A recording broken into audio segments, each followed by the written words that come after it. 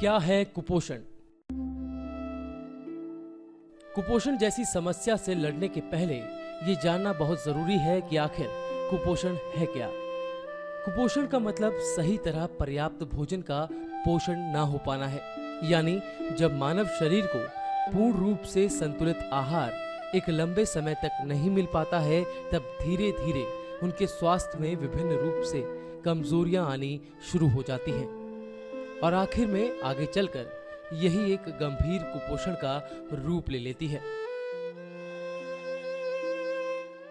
अधिकांश बच्चे और महिलाएं कुपोषण की चपेट में आते हैं और इससे संबंधित अनेक बीमारियां जैसे स्त्रियों में घेंगा या रक्ताल्पता रोग और बच्चों में रतौंधी या सूखा रोग जैसी कई बीमारी तेजी से बढ़ रही है। कैसे पहचाने कुपोषण के लक्ष्य को? शरीर की वृद्धि में रुकावट आना, कम उम्र में चेहरों पर झुर्रियों का आना, मांसपेशियों का सिकुड़ापन, नींद का ना आना या भूख कम लगना, जल्द ही थकान महसूस करना, शरीर कमजोर महसूस करना और वजन का ना बढ़ना, खिन्नता, चिड़चिड़ापन, मन अनुत्साहित होना या घबराहट का महसूस होना, पेट का ज्यादा निकलना, हाथ पैर बिल्कुल दुबले पतले होना।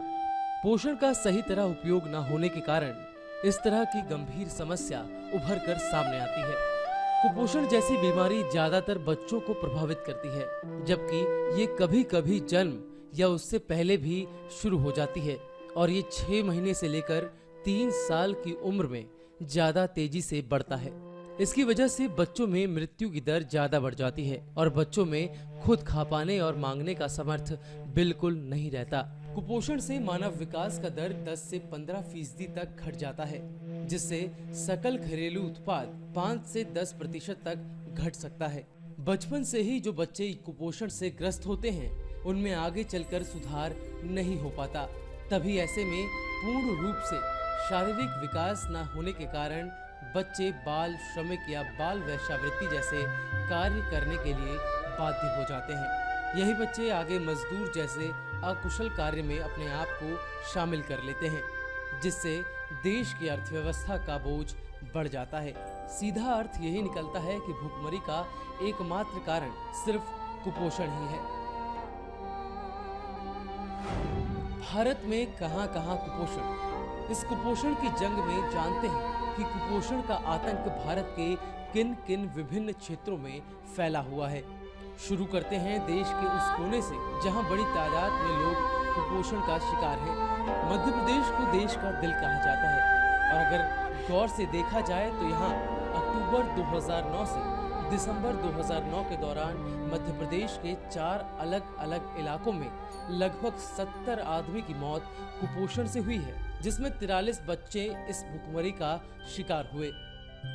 इन गुजरे हुए सालों में हम ये देखते हैं कि मध्य प्रदेश के कुछ गांवों जैसे खंडवा, सतना, रीवा, झाबुआ, शिवपुरी और सीधी में भुखमरी से ये साफ पता चलता है कि मध्य प्रदेश में 5 साल से कम आयु वर्ग के बच्चों की मृत्यु की संख्या प्रति 1000 70 तक आ पहुंची है। ऐसे ही कुछ परिस्थिति उड़ीसा और उत्तर प्रदेश में देखने को मिलती है और यहाँ भी हम देखते हैं कि मृत्यु दर की संख्या में तेजी से वृद्धि आई है और प्रति 1000 बाल मृत्यु दर से उड़ीसा काफी गंभीर सोच में डूबी है।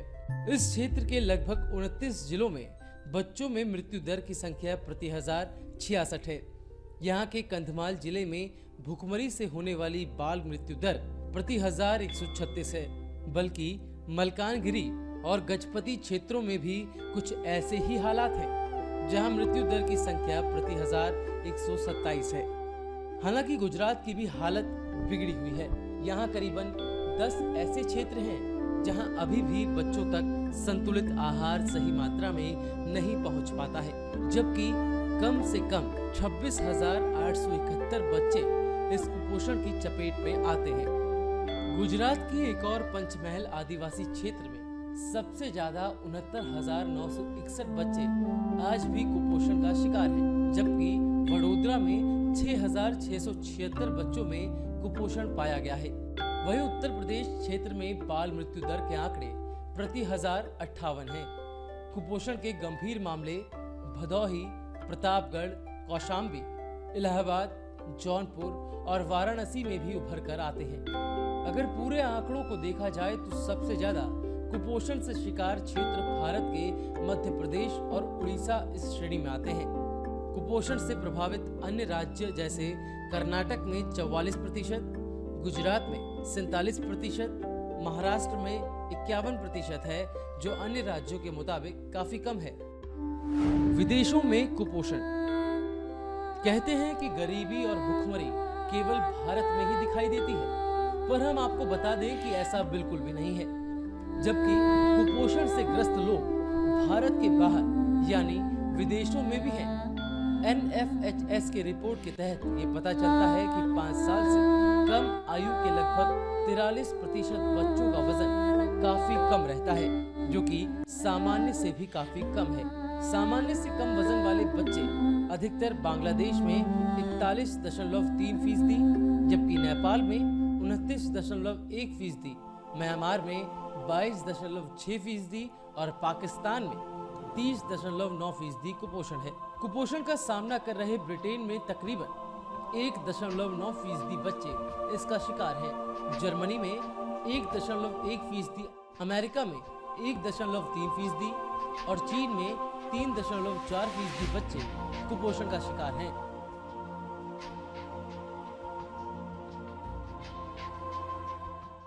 इस कुपोषण के आंकड़े को देखते हुए हम बिल्कुल भी कुपोषण की समस्या को नजरअंदाज नहीं कर सकते और कुपोषण के खिलाफ एक जंग छेड़ने की जरूरत है।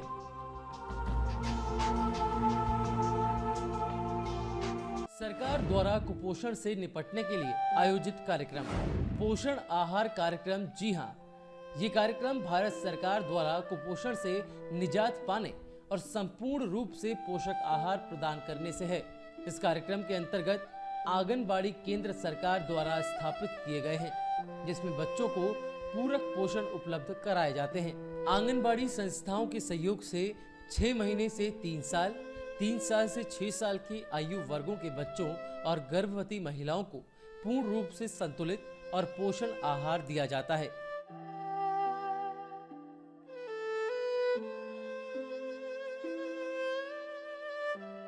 आंगनबाड़ी में जो बच्चे सामान्य और गंभीर रूप से कुपोषण के शिकार हैं, उन्हें नाश्ता और पके हुए गर्म भोजन परोसे जाते हैं।